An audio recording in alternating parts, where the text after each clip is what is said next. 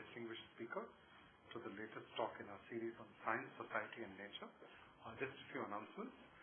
Tomorrow on the 2nd of May, Thursday, at 3 p.m. in this room, we have a talk by Brinda Grover, eminent advocate and fellow of NMMN. The subject is the colonial origins of statutory immunities and their implications for the fundamental right to life. There was to be a lecture on Friday in the Rethinking History series by Professor Rumina Sethi, but it has been postponed as she will be unable to join us that day. On Monday, we continue our series of talks in Hindi. Dr. Apurvanand, University of Delhi, will be speaking on Hindi Chintan Ki Parampara. Tuesday, in the regular weekly seminar, Dr. Indira Chakravarti, Fellow of the NMMN, will be speaking on technology, medicine and public health, the sway of technological determinism. On Wednesday the 8th, in the series on India and the wider world, we have a public lecture, How Relevant is the United Nations Today? The speaker is Sri Chinmay Harekhan, former ambassador to the UN, eminent diplomat and author of The Horseshoe Table. Dr. Narendra Shukla, Junior Fellow of the NMMN, will give a talk the following Tuesday on the 14th, Bharatiya Swatantrata Andolan और प्रतिबंधित साहित्य एक अध्ययन 1907 से 1935, Proscribed Literature and Indian Freedom Movement, a study 1907-35. And on 15th May, we have a talk by Professor Devanathan, India, the Emerging Powers and the World Economy. There's a booklet outside, it's free in case you want to have a look, and you're welcome to keep it.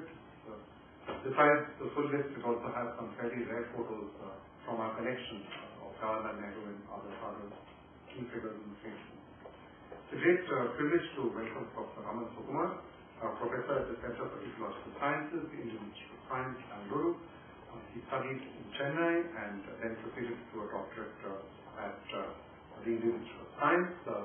Well known, of course, for his work on the Asian elephant. What may or may not be as widely known is the first and probably the last person whose doctorate thesis was registered in the Department of Microbiology, because the Center for Ecological Sciences, I think, had not yet fully come into being. Professor Sukumar is widely known not only for his work on elephants as a scientist, but having been one of the very few ecologists in India who have worked fairly early on the larger phenomena of climate change.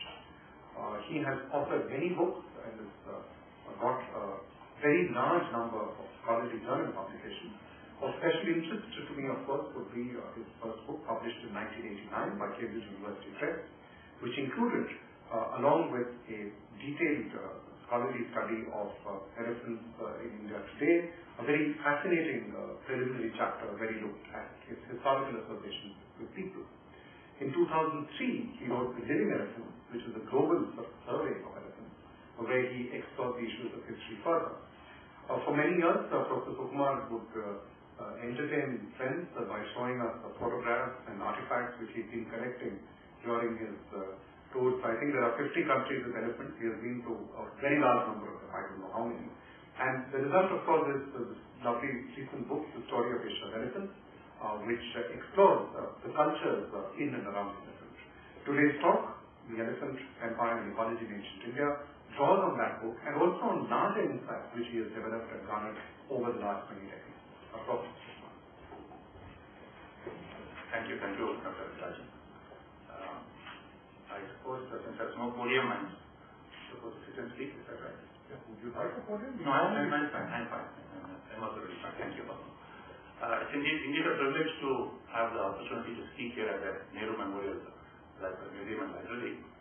And I'll actually be exploring a topic today that very often when I speak to Western audiences, people ask me as to why you have such a rich elephant culture in Asia, but not in Africa. And sometimes people have asked me this question as to, if the African elephant can be tamed and can be put to use of people or not. And my answer was that, in the early days used to be that, yes, African elephants can also be tamed, but at that stage I could not go beyond that as to tell them as to why the rich culture or the most very complex and sophisticated culture that we associate with the elephant in Asia as arisen did not arise in Africa to the same extent.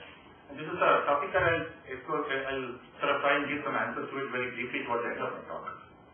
So, Here on this screen, I will illustrate my talk with some pictures and also with some notes that I have got. You see an Asian elephant on the left and an African elephant on the other side. Suckling, so you can see that the African female elephant has tusk, unlike the Asian female elephant, which does not have tusk. And that, I think, has also influenced the course of the manner in which people have looked at, the utility of the elephant in Africa and Asia eventually. Okay, when we talk about the elephant culture of India, you're probably all familiar with this, so I won't spend much time on this. There's one expression, whether you come to Mysore to witness a Dasara procession, from the palace into the city, or you go to Trishur and look at the Trishur Puram, which actually takes place in the month of May, which will be happening sometime very soon. This is one cultural expression that we see today. If you go back in history a bit, look at Buddhism. It's actually the sacred elephant, the origin of the sacred elephant was not in Hinduism, it was actually in Buddhism. And I'll come to this topic again a little later in my talk. The sacred elephant is central to the birth legend of the Buddha. And Queen Maya had a dream that a sacred white elephant descended from heaven and entered her womb, and 9 months later she gave birth to Siddhartha Gautama, who becomes the Buddha. And so the sacred elephant is central to Buddhism also. And of course, in Hinduism we have Ganesha, the supreme elephant is God. And it's not only an Indian god, it's a pan-Asian god, because Ganesha is found in as far as east, southeast as Kalimantan, and northeast as Japan, for instance. So the question I'm asking is, what's the significance of this elephant culture in Asia, and how it's different from that of Africa? Why did this sophisticated culture not arise in Africa at all? Most of my talk will be on the Asian elephant and the role of the elephant in the building of empire in Asia, and then I will try to give some possible answers as to why this culture never arose in Africa. Okay, we now go back to we can ask the question as to why, when the elephant was first tamed in Asia. And the earliest evidence that we have of the taming of the elephant comes from the seals of the Indus civilization, or the Indus-Saraswati civilization, as some people like to call it. On the top of this slide, you see a picture of a small tree-type seal, which I'm sure that most of you would be familiar with. Some of the earliest seals go back to about 2600 BCE. That's actually a broken seal, which I have not reproduced here, but it goes back to 2600 BCE. And on the elephant, you see what looks like a cloth drape over the back of an elephant. And this is generally taken as the evidence that this was a tame elephant. But you see there's no rider on the elephant. Okay, so you could still be skeptical about as to whether the elephant had been tamed by that time or not. And some historians whom have actually doubted whether the elephant, you had tame elephants that were put to the use of man in the Indus period. But if you look at the picture below, this is not very widely known. This is a terracotta figurine from Mohenjo-daro, which is actually found in a museum in Pakistan. I managed to get this image from them. And if you come to the Trishur Puram, or you come to the Dasara, you actually see that elephants are caparisons, and they are colored. The forehead has got a lot of bright colors and so on and so forth. This actually has strange color bands, which have survived almost 4,000 years. In this terracotta figurine. It's not very clear, perhaps the colors are not coming out very well here. But if you look at the original, you will actually be able to make out the color bands on the forehead. Suggesting that this was a representation of an elephant that had been tamed and had been decorated using colors by that particular time period. So putting all this together, I would certainly say that the elephant had been tamed by the time of the Indus Valley civilization.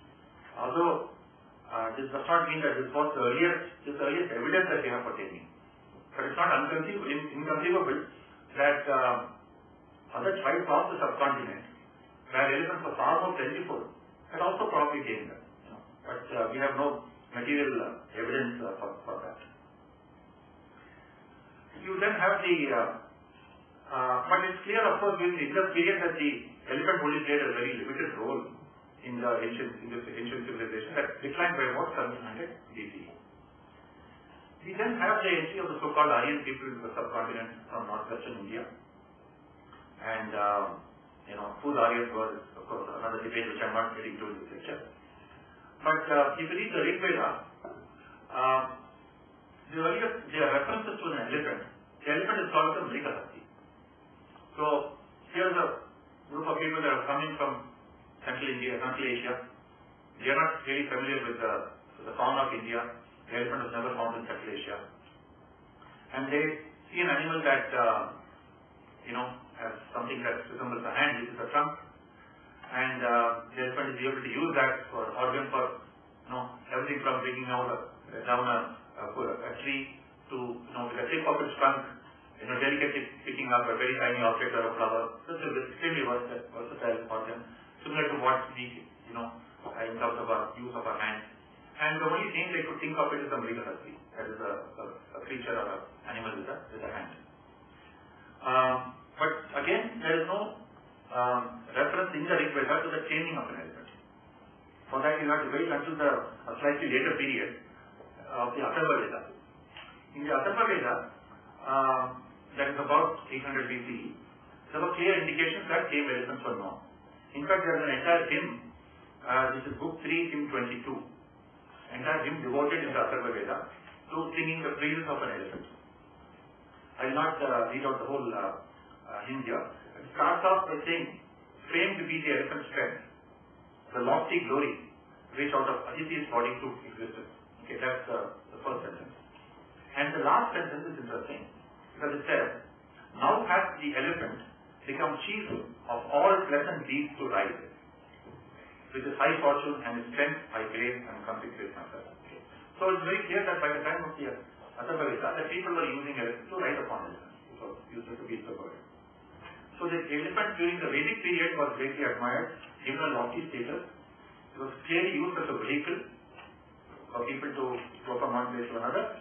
But there is still no hint of sacredness of the elephant in the Vedic period.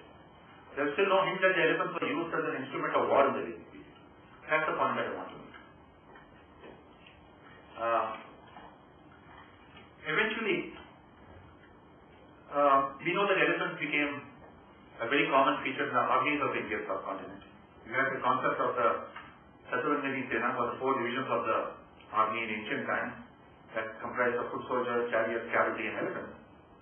And the question we can ask here is, when did the elephant first become used formally as an instrument of war? When was the elephant first used in battle? Now, we can look at ancient texts such as the Ramayana and the Mahabharata that have many descriptions of the elephant. Now, these two great epics date to the early centuries of the first millennium BC. When you read the Ramayana, you have descriptions of the elephants throughout the Ramayana. In fact, in the book I found, I could write the entire story of the Ramayana, the essence of the story of the Ramayana, in 4 pages. With the mention of an elephant in every single sentence in Ramayana. But there are few discussions of the use of the elephant in battle. That's an interesting point that one should make a note. And the description, I'm talking about this critical edition of the Ramayana, which is edited by Princeton, not accounts that came later with interpolations and so on.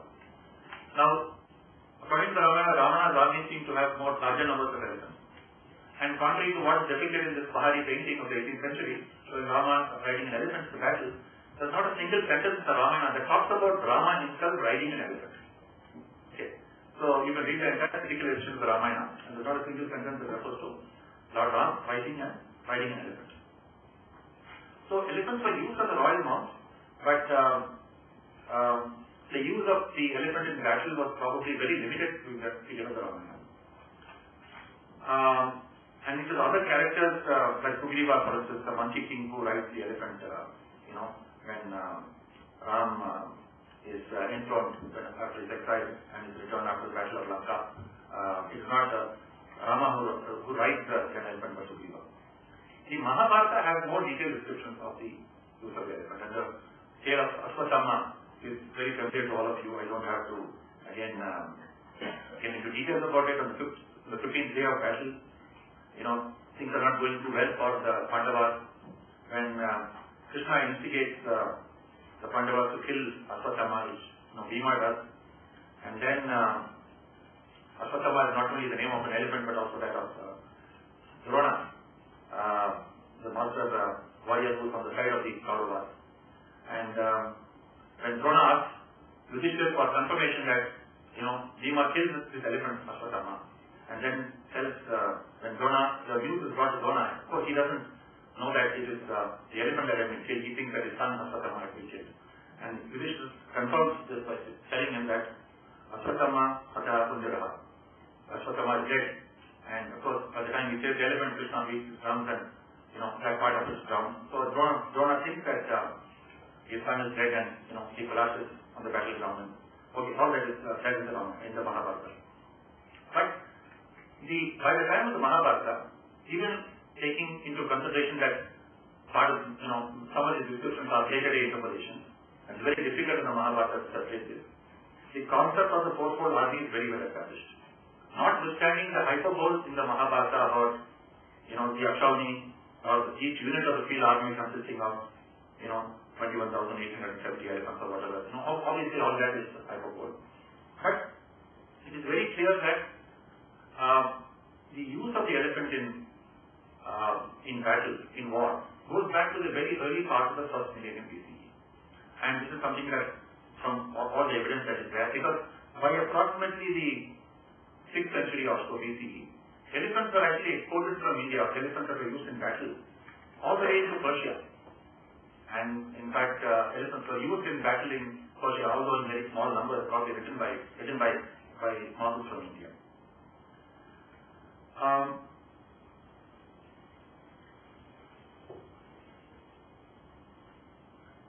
should also just at this stage mention about a very remarkable document called the Gajasastra. Now, the dating of the Gajasastra is difficult, but this elephant lore is attributed to a mythical sage called Kapila, who is reputed to have lived in eastern India around the 5th century BCE. This has wonderful descriptions of elephant morphology, of development of elephants, of muscle elephants, and so on and so forth. In fact, there's a sentence here which I reproduced here. Excitement, swiftness, color, odor, love, passion, complete fluorescence of the body, wrath, prowess, and fearlessness are declared to be the 8 excellences of man. And the single sentence in the Gajasastra tells us all that we know about elephants today. As a biologist, we know nothing better about the phenomenon of muscle in elephants than this particular sentence in the Gajasastra. But the interesting thing about the Gajasastra is that, most of the Gajasastra is devoted, a lot of it is devoted to talking about preparing an elephant for battle, for use in battle, and treatment of elephants, and so on and so forth.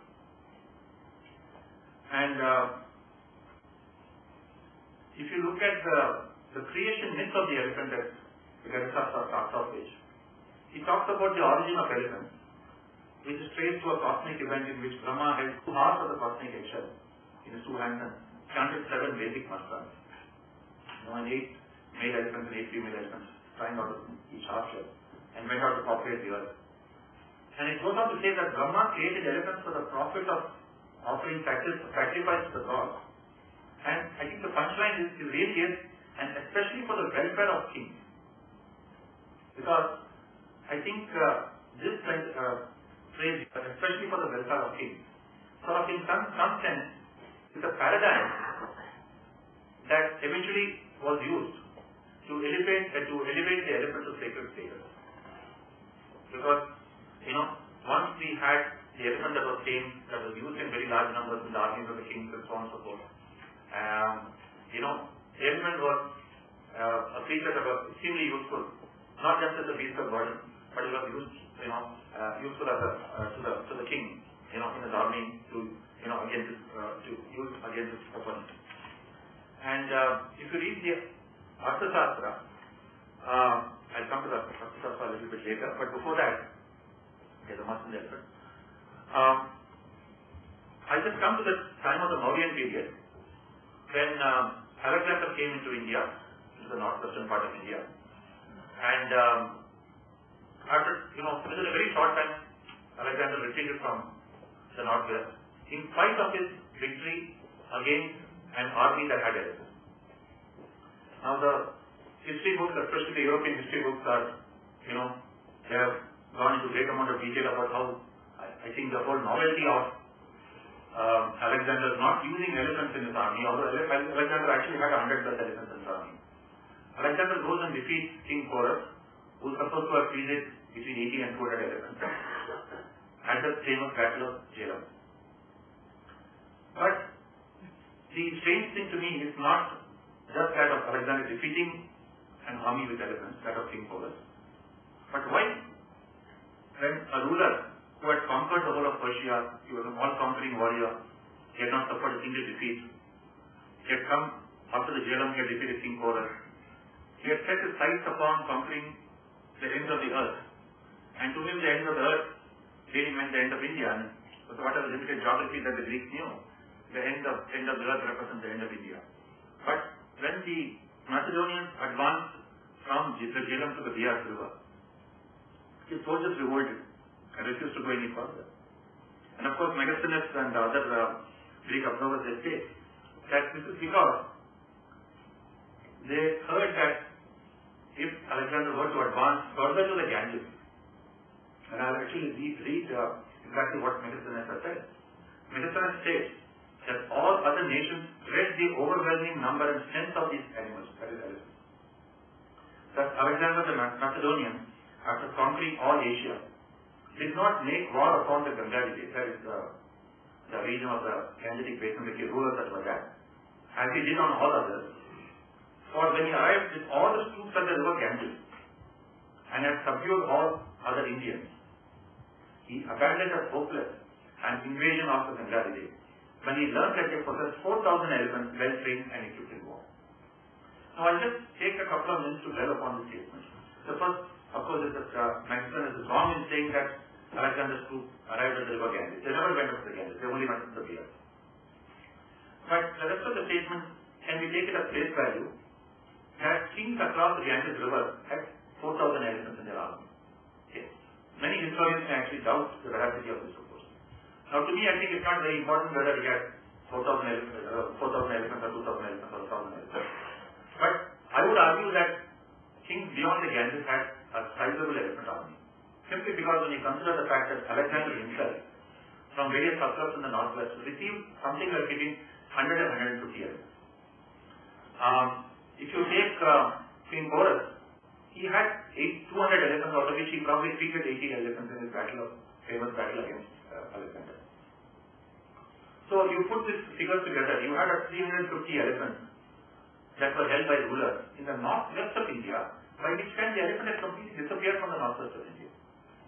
So if you had 350 battle elephants that were potentially used in battle and so on in the king's armies and or whatever, in some armies of various rulers there, I would argue that if you were to proceed further to the Ganges and along the Himalayan foothills and south of the Ganges in central India, the wild elephant populations would have been much more numerous. And therefore, it's entirely possible that you could have an order of magnitude higher numbers of captive elephants as armies of rulers. So maybe 4,000 was not right, or some Greek sources say 3,000, some say 6,000. But certainly there were sizable armies sizable numbers of elephants in the armies of rulers beyond the Ganges. So I would say that those rumors were not completely unfounded. And perhaps the soldiers, did not want to face, wanting to face an army of 80 elephants that Porus defeated. It's certainly a different matter to face, armies which had 1,000 or 2,000 or 3,000 elephants. And perhaps the use of the elephants in armies of ancient India perhaps changed the course of Indian history. Because, otherwise, Alexander may have tried to fulfill his dream of going unto the ends of the earth, and which at least meant to him unto the ends of India. But Alexander retreated, and he took back with him to Babylon, these elephants. So there was something like 100 elephants, that is, how many of these survived, we do not know. But Alexander's successor, Seleucus Nicator, Chandragupta Maurya gave him up to perhaps, somewhere between 130 and 500 elephants. And he took back to the region of the Mediterranean, where these elephants were used in battle. They were used by the Ptolemies, they were used by the Greeks, they were used in a number of battles in that given region. So, in ancient India and in ancient the European war theatre, I think the Asian elephant played a major role in not only the build-up of kingdom and empire, fulfilling imperial ambitions, whether the elephant was the most efficient animal, as compared to the horse and so on. This is a sort of a different kind of a debate. But I think we cannot dispute the fact that the elephant has played a very major role in the rise of ancient empires. I will again take a minute to tell you a small story about Hannibal and his elephant. Now, Hannibal was a Carthaginian who took elephants across the Alps, across the Alps to invade Rome. Hannibal never reached Rome itself. He fell short of conquering Rome itself. But historians have not paid sufficient attention to the identity of the elephants that Hannibal had. Generally been assumed that all the elephants that Hannibal took were African elephants, because there were elephants in the northern African region, and Hannibal captured these elephants and transported them across the ocean and the sea and used them against the Romans. But there is some evidence from coins suggesting that Hannibal at least had one Indian elephant. And I found this remarkable laser pottery in the British Museum, which is from northern Italy, Etruria, and this pottery is dated as the 3rd century BCE, around the time that Hannibal had his early victories against the Romans in northern Italy. And if you look at this pottery, you will see that the skull of the elephant has 2 domes. Now this very clearly is an Indian elephant. So this actually adds to the evidence that Hannibal had at least one Indian elephant in his army.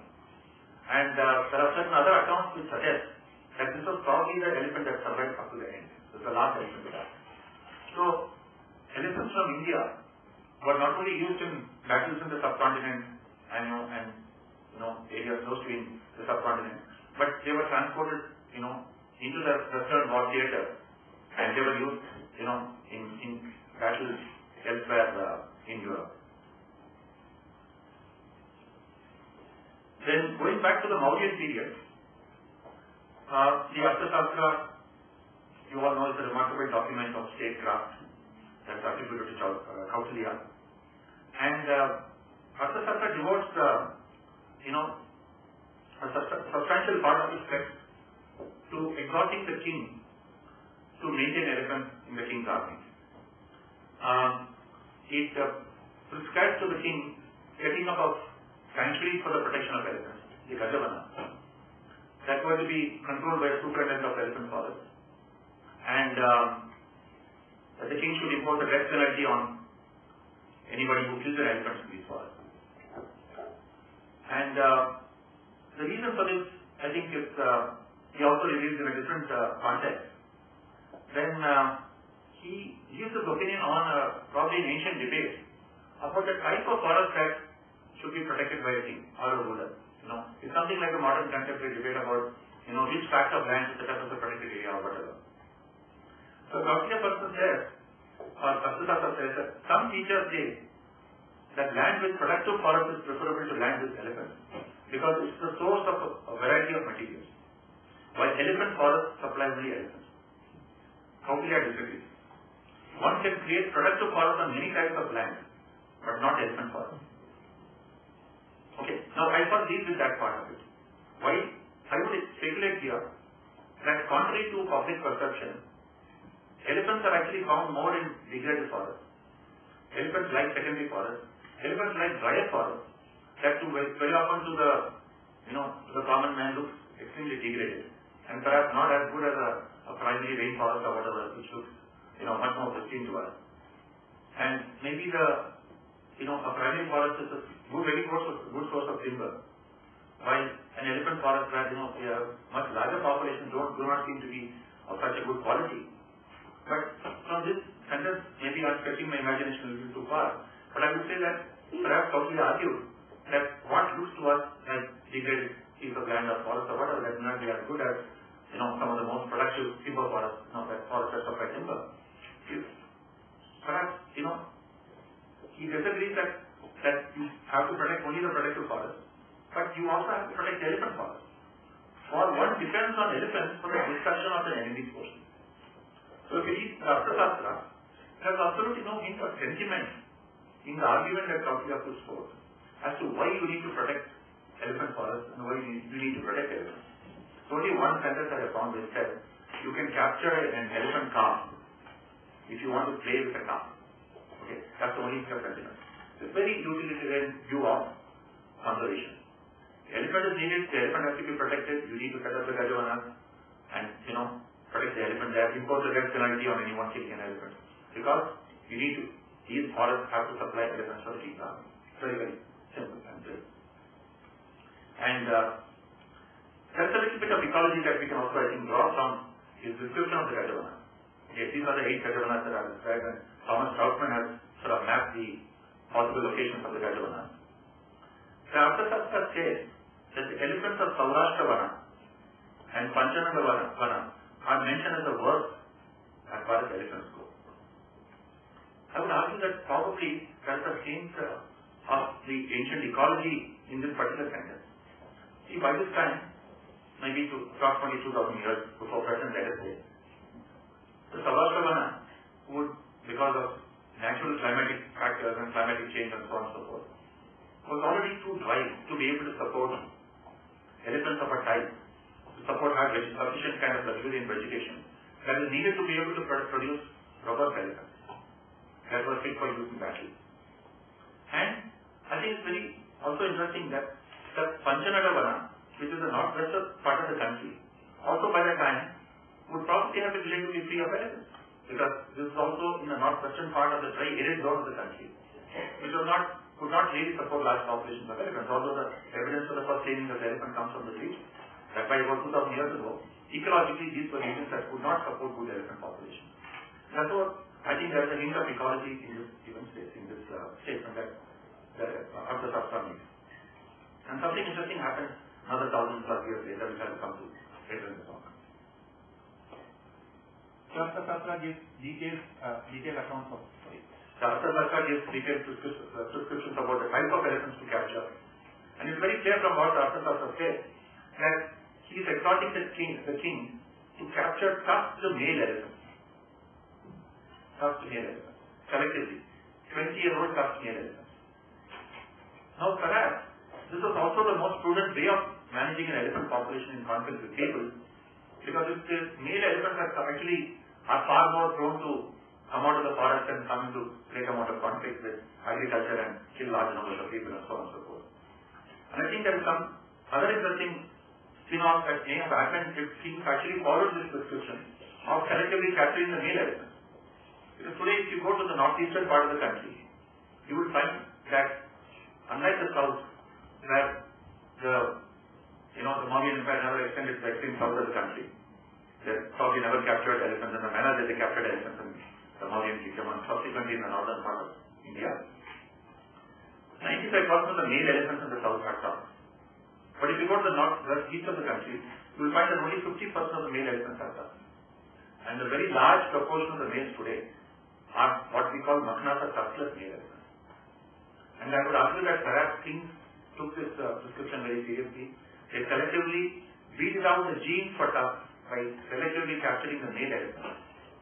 At a slightly higher rate than they would capture the tuskless male elephants. With the result that the frequency of the gene for tusk has come down over a period of 2,000 years. We have done some population modeling, and I am not going to detail that. The passion of kings for tusk male elephants for use in the army eventually has sort of altered the frequency of what we call the phenotype of the males in the northeast Indian population. The result that you only have about 50% of the males having tusk and 50% of the males not having tusk there. There are other kinds of biological consequences which again I will not go into in this lecture. But I think it has sort of impacted the ecology of the elephant in a significant manner. In all this, we know that the elephant became sacred at some point in our history. The question is when? The earliest evidence that again we have of a reference to a sacred elephant goes back to this one of Ashoka's rock edicts at Kalsi. Now Kalsi is very close to Dehradun, and this rock edict, you can see this petroglyph or an engraving of a bull elephant in musk, a tusked elephant in musk, if you take a closer look at it, with the term Gajatami or the supreme elephant carved below it. And this seems to be apart from the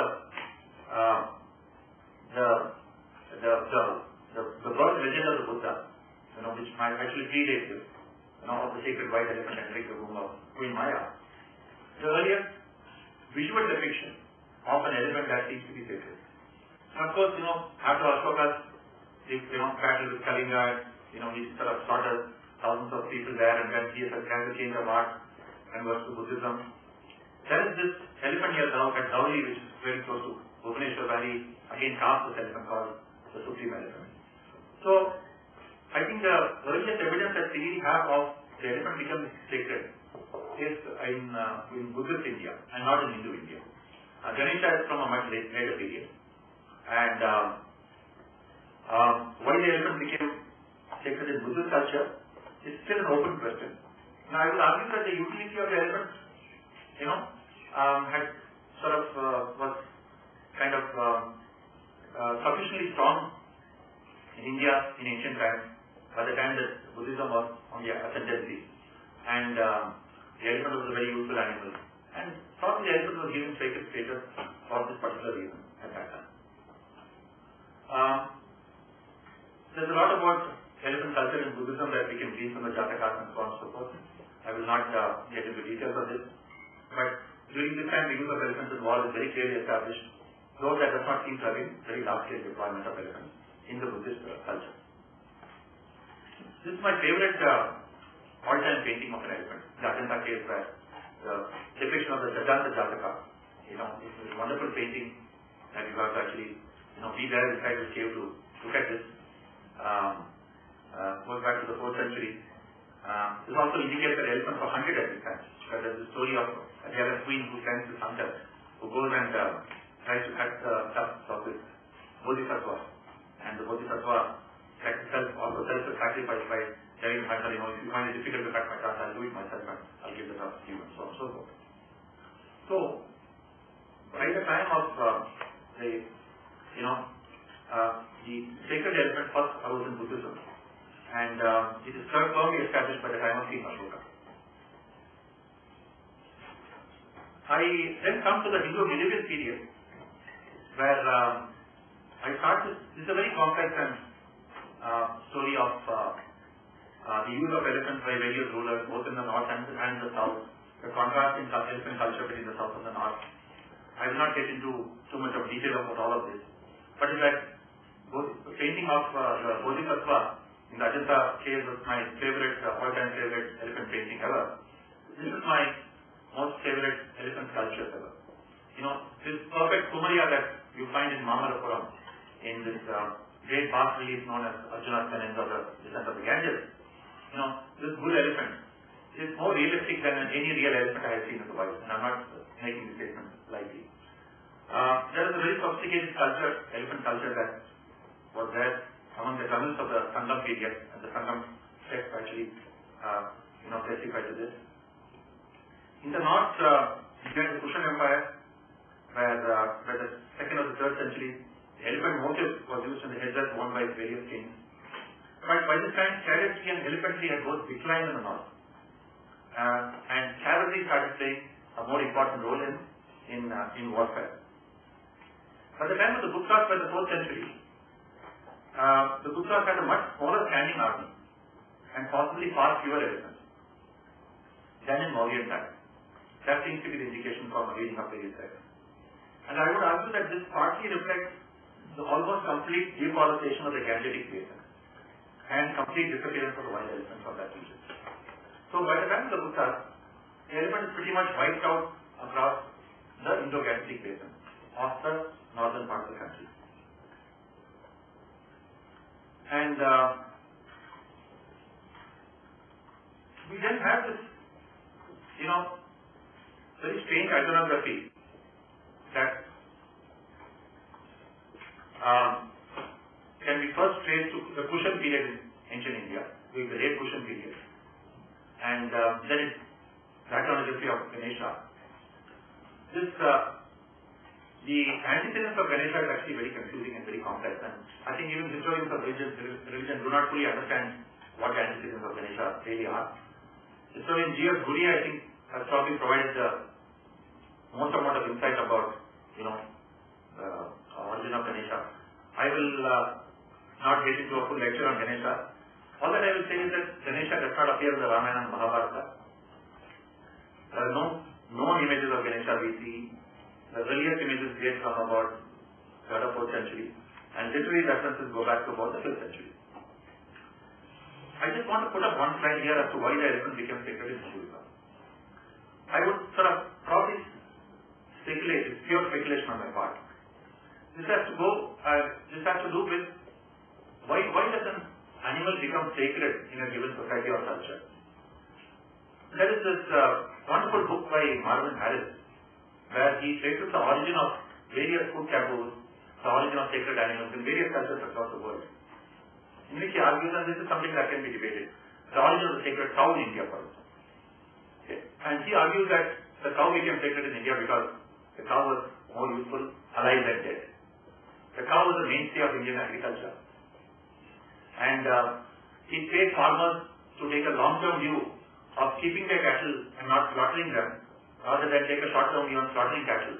Because, in India, given the capricious nature of the monsoon, it is much better to keep the cattle and use the cattle to plough the fields for agriculture, rather than take a short-term view, kill the cattle and eat beef. So he traces the origin of the taboo on beef to the usefulness of the elephant. Okay. And at some stage, in Indian history, the cow became more useful alive than dead as a source of milk done, and more cows are often to plough the fields. I would take a very similar view with regard to the elephant. And that is at some stage in our history, especially to the kings and rulers of the northern part of the northern region of the continent, the elephant became more useful alive than dead, useful in the armies of kings and rulers. And therefore, it was probably a flash of inspiration that somebody invented this image of Ganesha, half elephant, half man. Of course, the Puranas tell you various stories about the origin of Ganesha, which I will not get into. I would also speculate here, very cautiously, that perhaps Ganesha was Brahminical Hinduism's challenge to Buddhism. Because remember that Buddhism, the elephant first became sacred in Buddhism, and much later in. So it was sort of Hindu-India's challenge to the influence of Buddhism that was threatening to overtake Brahminical Hinduism. And perhaps this was the challenge that was posed by, this is the counter that was posed by Brahminical Hinduism in the form of a iconography of Ganesha. And of course, Buddhism declined later on by that time period. Buddhism then later on began to decline. This is the early form of Ganesha. The earliest Ganesha images that I have traced are in the Vatsam Museum, lying in a godown, unfortunately, not really on public display. And the Udayagiri cave, very close to Bhopal. And I will not get into the antecedents of Ganesha in any great detail. I would say that the elephant was no more by this time of the Kushans and the Gupta period. The elephant was no more a threat to the elite Amalian society living in the central regions of the Indo-Gangetic Basin. It was completely deforested.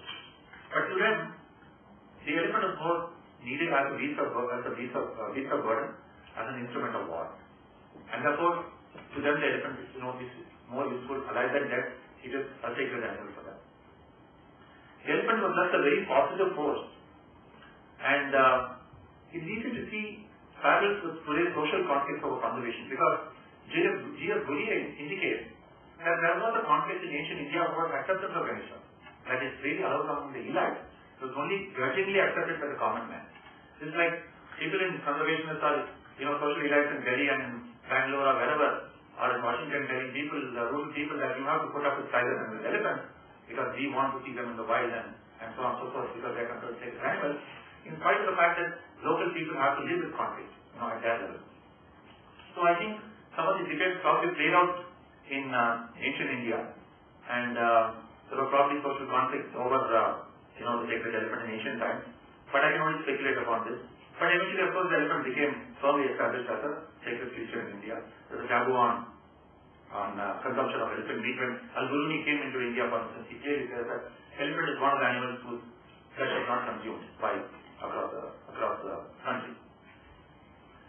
And I've actually given this label to Ganesha, saying that Ganesha is a deity born out of conflict. Because if you look at all the symbols associated with classical Ganesha, sugarcane, radish, all of these, agriculture is related to food. So possibly an elephant spirit that people had to appease, to worship, to avoid, conflict, was something that was eventually elevated into the supreme godhead in the form of Ganesha in ancient India. I now come to a text in the medieval period, which actually presents a little bit of a contrast from conservation thinking in the Arthashastra. Okay. And this again has some, I think, interesting pointers to the way that we debate conservation today. This is the Manasavatsa of Somadevasya.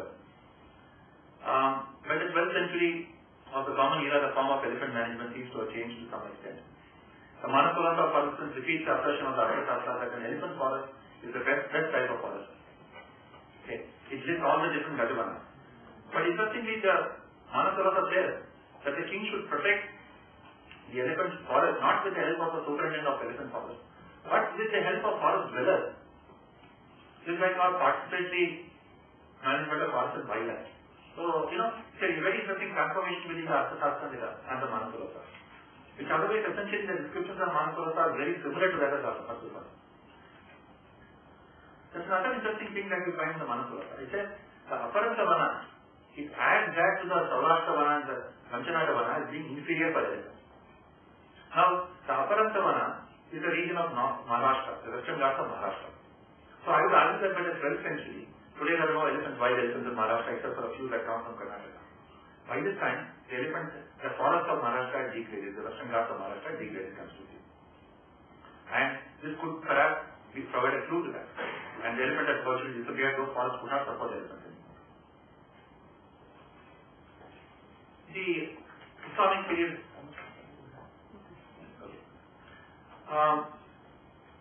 The passion of the Hindu rulers for keeping elephants, I think, continued into the Islamic period. The Ghaznavis, for instance, possessed a large number of wild elephants. And remember that the center of rule of the early Islamic rulers was not even the subcontinent. It was an area completely outside in the northwest, which was outside the range of the distribution of the wild elephants. Muhammad, for instance, is reputed to have inspected 1,300 elephants during the Masr of 1023-24, while his son and successor Masud inspected 1,670 elephants in 1031. These are considerably large numbers of elephants which must have come from the subcontinent.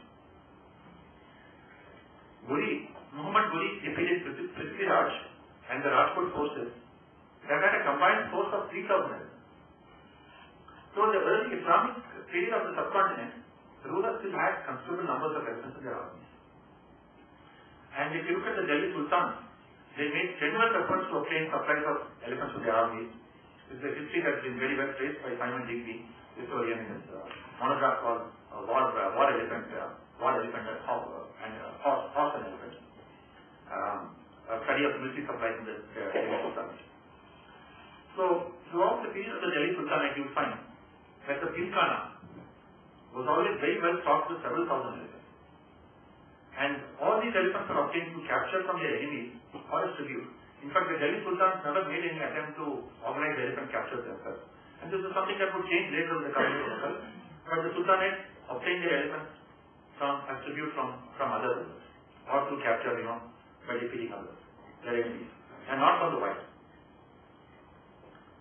By the end of the 14th century, the Pilkhana had declined steeply. For whatever reason, perhaps it in fact indicates local depletion of wild elephant population in the northern part of the subcontinent. Maybe along the Himalayan foothills, maybe in central India. We know that by the time of the Mughal period, there were relatively few elephants in central India. So, by the end of the 14th century, the Pilkhana declined steeply. And when Amir Timur defeated the Sultanate and ransacked Delhi in 1398, the Pilkhana had only 120 elephants. So, from something like, at a peak of something like 3,000 elephants in the Delhi Sultanate, the Pilkhana had held only 120 war elephants by the end of the 14th century, when Delhi was ransacked by Amir Timur and his forces. Therefore, this certainly indicates that there was a major problem in the supply of wild elephants for the armies of the rulers of the subcontinent at this time, the northern part of the subcontinent. And certainly the rulers here could not probably get too many elephants because there was depletion of wild population in the sources from where they got their elephants. We then come to the Mughal period, and we had neighbors who had has some knowledge of elephants. He describes Raman actually describes the distribution of elephants in parts of India where you don't get elephants anymore, especially in central India, in the state of Madhya Pradesh and so on. And the Mughals continue to, with the same passion, to acquire elephants. And possibly they are surprised now. They were able to obtain supplies from the northeastern part of the country, from Bengal and beyond. And from central India, from many of the remnant populations that had not been exploited earlier. Because if you look at the size of the number of elephants in the Mughal army and the number of elephants that they had, it reached an all-time peak in Indian history. Now, Akbar himself had a special passion for elephants, especially elephants in musk. He reveled at taming the fiercest musk elephant and riding this elephant and hitting it in battle against another musk elephant. And you see this wonderful painting which is there in the Akbarnama in the Victorian Albert Museum. The original is there, where he rides his personal elephant Hawaii, who is in musk, which you can actually see from the painting, against another musk elephant. And he had 101 personal elephants for his own use. He looked after his elephants extremely well. But the peak in the numbers of captive elephants on the subcontinent was reached during the time of Jahangir. Jahangir's army is reputed to have had, actually this 9,000 is not correct, 12,000 elephants in the army, that's a mistake in what I've written here. He is reputed to have had 12,000 elephants. Now we must remember, even though we may doubt whether, an empire, however large it is, has so many thousands of elephants, that only a part of this, maybe about a third of it, would have actually been used in battle.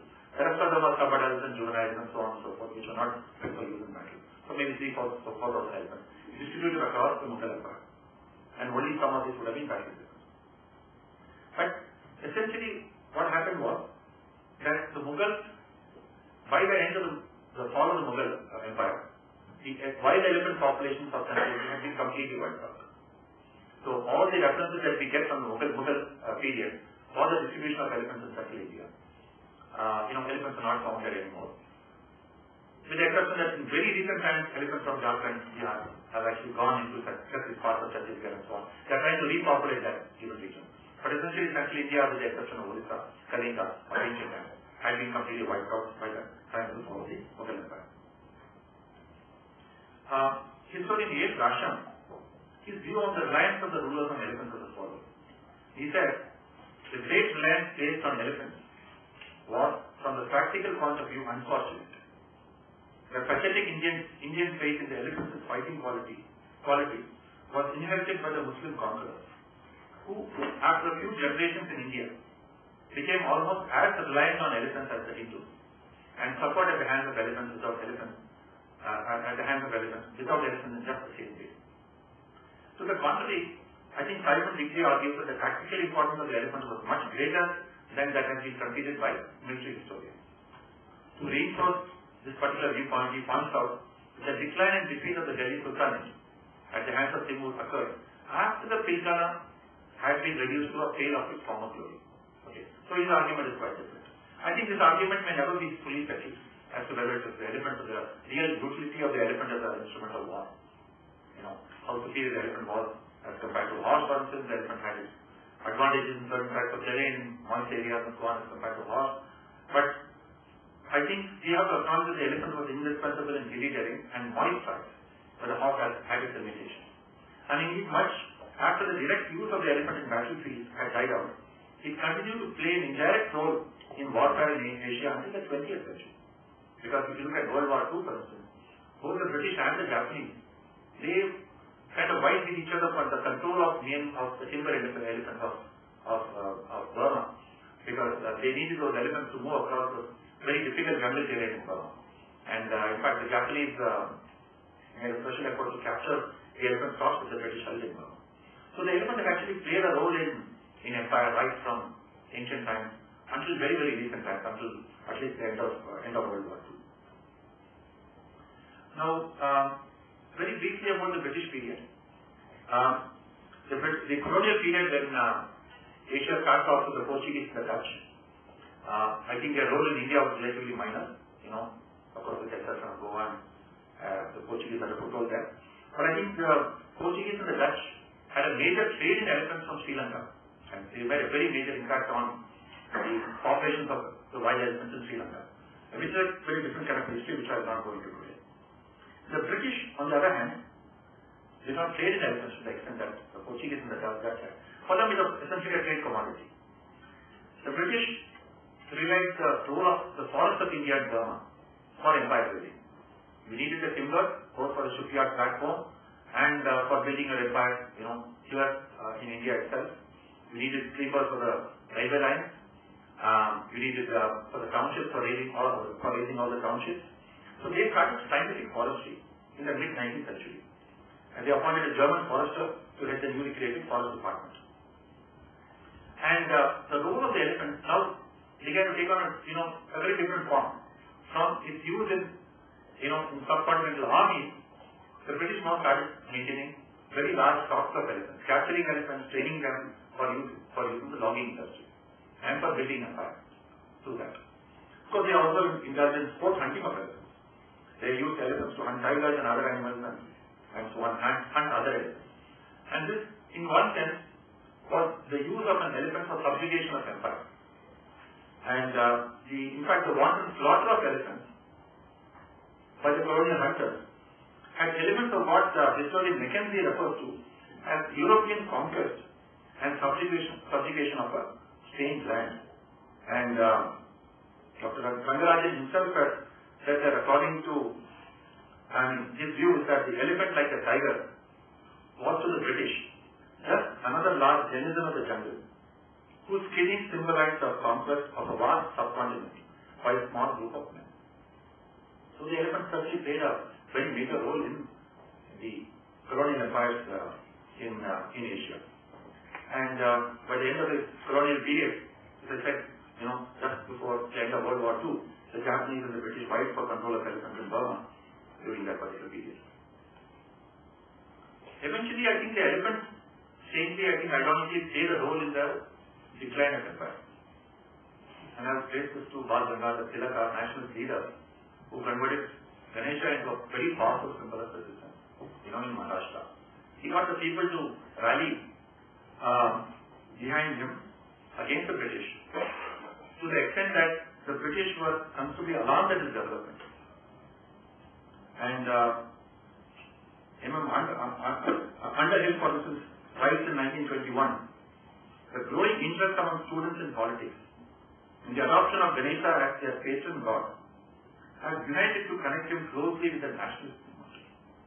And Mount Stuart Elphinstone, who was the governor of Bombay, was even more forthright when he wrote, one talisman, that is Ganesha, that while it animated and united them all, would leave us without a single adherent. This barbarism is the name of religion. A far so obvious that it's astonishing that our enemies have not more frequently and systematically employed it against us. Okay. So, I would argue that Indian independence in 1947 was a triumph of the nationalist element over the imperial line. In spite of the fact that our national animal, contrary to what well-known our nationalists from India and Christian argue that the elephant is a truly pan-Indian animal and fit to be the national animal. I think, soon after independence, the lion became the national animal and not the elephant. And I would think that even today, that the fact that the tiger is actually an entrant from China just a few thousand years ago during the Ice Ages. So the elephant, on the other hand, has evolved in India at least a 250,000 years ago, and I think really think it should be the national animal, even though they have given it a national heritage icon state. I will not get into the post-independent period, which is a different history altogether in terms of loss and fragmentation of habitat, the intensification of conflicts over agriculture, there's been poaching of ivory, more recent times, we have a crisis with the captive elephant, and so on and so forth. I very briefly touch upon why such a culture never arose in Africa. Okay. Now, if you look at Africa, there is an African elephant culture.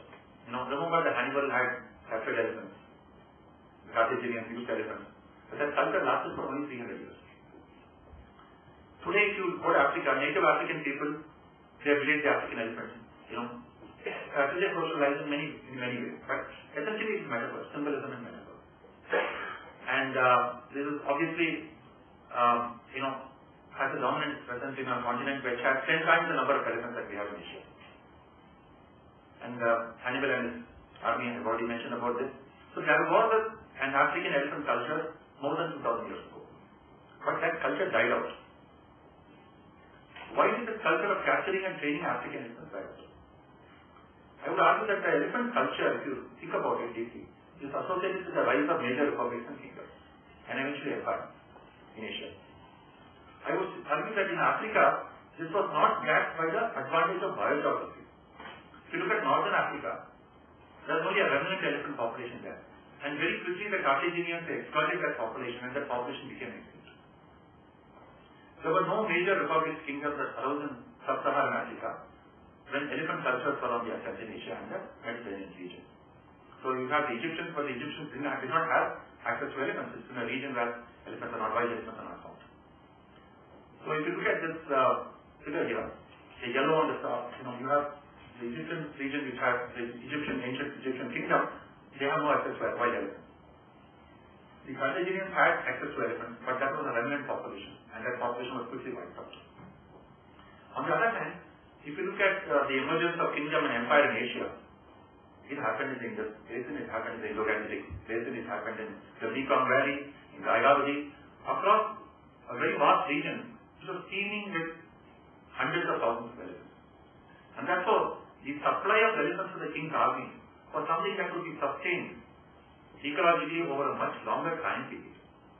Well, eventually this also has to decline at some stage or other. So the formal capture of elephants after a history of about 2,500 or 3,000 years of capture has now come to an end today. In Africa, the elephant was seen only as a resource to be exploited for the vast ivory trade. Because remember that Asian female elephants don't have tusks. So you can only harvest the male elephant, which does not produce too much of that. If you look at the illegal ivory trade, 98% of the ivory or whatever, comes from African elephants. Only a very small percentage comes from Asian, even today. And of course in Africa, the ivory trade eventually funded the imperial expansion of the European powers and so on. That's a completely different story. So the real contrast here is in Asia, the elephant was more useful alive than dead. In Africa, the elephant was more useful dead than alive. So that seems to be the contrast that we have. Now, I just want to make a small reflection just in closing. I'll just take half a minute. Given this long history of capture, what is the relevance of the captive elephant in modern day conservation? I'll just speak to you for just half a minute or so. Because today, the captive elephant is in crisis. We have the animal rights movement that point to the abuses that captive elephants are subject to, and very rightly so. Elephants are kept in temples without sufficient care for their welfare. The elephant is being seen as more as a commercial commodity for festivities and so on. They rent it out for large sums of money. They are not given the health care that they are due. They are rightfully there. The elephant is a very intelligent animal, a very sensitive animal with very high levels of cognition. And there is a section of conservation that today argues that we should do away with the captive elephant completely. That we should not have any elephant in captivity. That humans have no right to keep elephants in captivity. Now I have reflected deeply upon this, and basically it's coming from a background where I do have a great deal of sentiment towards animals, towards wildlife, towards conservation. I would argue that that's right from that perspective. But on the other hand, the reality of today in India and in Sri Lanka perhaps is that with the success of conservation, and I would really say the success of conservation in terms of numbers of elephants, and I've seen elephant numbers over the last 30 years or so, the population of elephants in the country is going up. Elephants are now coming out from the forest area. Their habitats are not necessarily improving, but they're coming out of the forest area and they're going into agricultural areas, they're going into the human settlements, they're coming into greater and greater levels of contact with people. And there are situations where elephants are completely in the human production landscape, with absolutely no forest, no natural habitat for them, whatsoever. And these elephants, I think, have no future there. So there are really two options that we have. One option is to, or rather three options. One is to kill these elephants. Culturally unacceptable and rightly so in India. The second option is to go and shoot all these elephants. Some people argue that you should shoot these elephants. They would do that in Africa, let me tell you. We will not do that in India. Good. The only other option left is to capture these elephants and keep them in captivity. But pay sufficient attention to their health, to their welfare, to their use. And our attention should really be on that. Because I foresee that in the coming decades, more and more elephants will come into captivity. This will not deplete the wild elephant population. We are talking about capturing relatively small numbers of elephants. We have about 28,000 wild elephants in the country today. This has the capacity to increase at least by 250 every year. Even if we don't capture all of them, perhaps 50 to 100 elephants may have to come into captivity eventually in parts of Karnataka, in parts of Jharkhand, in parts of South Bengal, where they are completely found in the human landscape. But we can draw lessons given our long historical cultural association and really build upon that system that ensures that elephants in captivity are looked after very well. Our real efforts should really be in that direction because we should strengthen the captive elephant establishment. And today people don't want to keep elephants in captivity because they think it's a nuisance in some parts of the country. Government agencies don't want to keep elephants in captivity. But captive elephants can be used intelligently, properly in tourism to a limited extent. They can be used for protection of our forests, patrolling our forests and so on. This will mean a change in the mindset. So this is the closing remarks that I would make. And again, thank you very much for inviting me to give this lecture. Thank you.